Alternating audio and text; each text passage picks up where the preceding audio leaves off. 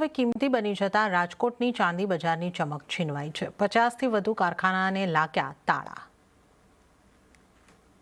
રાજકોટની વિશ્વવિખ્યાત ચાંદી બજારને મંદીનું ગ્રહણ લાગ્યું। પ્રતિ કિલો ચાંદીનો ભાવ 3 લાખ રૂપિયાને પાર પહોંચતા જ્વેલરી માર્કેટમાં સન્નાટો છવાયો। જે યુનિટ્સમાં મહિને 300 કિલોનું કામ થતું હતું ત્યાં આજે કામ નહીવત છે। અનેક કારખાનાઓમાં 15 કારીગરોની જગ્યાએ હવે માંડ 2 કારીગરો બચ્યા છે। તો લગ્નસરાની સિઝન હોવા છતાં ઊંચા ભાવને કારણે સામાન્ય જનતા માટે ચાંદી ખરીદવી હવે એક પડકાર બની ગઈ છે। રાજકોટના સામાકાંઠે આવેલા 1200 યુનિટ્સમાંથી 50 જેટલા એકમોને તાળા લાગી ગયા છે। માત્ર કારીગરો જ નહીં પણ ગૃહ ઉદ્યોગ સાથે જોડાયેલી લાખો મહિલાઓની રોજગારી પર પણ જોખમ ઊભું થયું છે। વધતા ભાવને કારણે ગ્રાહકોએ ખરીદી પર કાપ મૂક્યો, જેને પગલે ઉત્પાદકો મુશ્કેલીમાં મુકાયા। તો અમેરિકા સાથેનું ટેરિફ વોર અને ઉદ્યોગમાં વધતી માંગને કારણે ભાવ સતત વધી રહ્યા છે, જેથી રાજકોટનો ચાંદી ઉદ્યોગ મંદીના અજગરી ભરડામાં ફસાયો છે।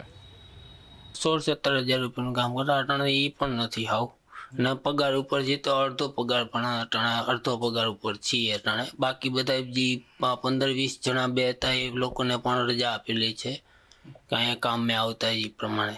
સિલ્વર બિઝનેસ સાથે જોડાયેલો છું અને આ બિઝનેસને અત્યારે પહેલાં કરતાં બહુ જ ઇફેક્ટ થઈ છે। લગભગ ને આ અસર થઈ છે। જેટલા રાજકોટમાં સિલ્વર જ્વેલરી સાથે જેટલા જોડાયેલા છે એ બધાને આ અસર થઈ છે।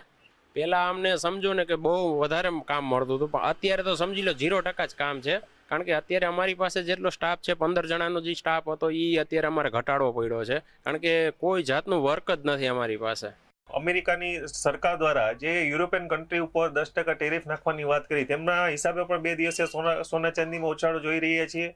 તેમજ સિલ્વર છે ઇન્ડસ્ટ્રીયલ પ્રોડક્ટમાં પણ યુઝ થાય છે, જેમ કે EV વ્હીકલમાં યુઝ થાય છે, સોલારમાં યુઝ થાય છે, અન્ય ઘણી બધી ઇન્ડસ્ટ્રીમાં સિલ્વરનો યુઝ થાય છે। અને આ બધા યુઝ વધવાના કારણે ડિમાન્ડ એન્ડ સપ્લાય આપણે કહીએ તેમના કારણે પણ, અને ખાસ કરીને જે મહત્વનો પોઈન્ટ કહી શકાય કે ટેરિફ વોર, એક જે ટેરિફ જે અલગ અલગ દેશો ઉપર લાગવાની શક્યતા છે, જે લગાડેલા છે, આ બધા ફેક્ટર છે સોના ચાંદીના ભાવ વધવા પાછળના કારણભૂત કહી શકાય।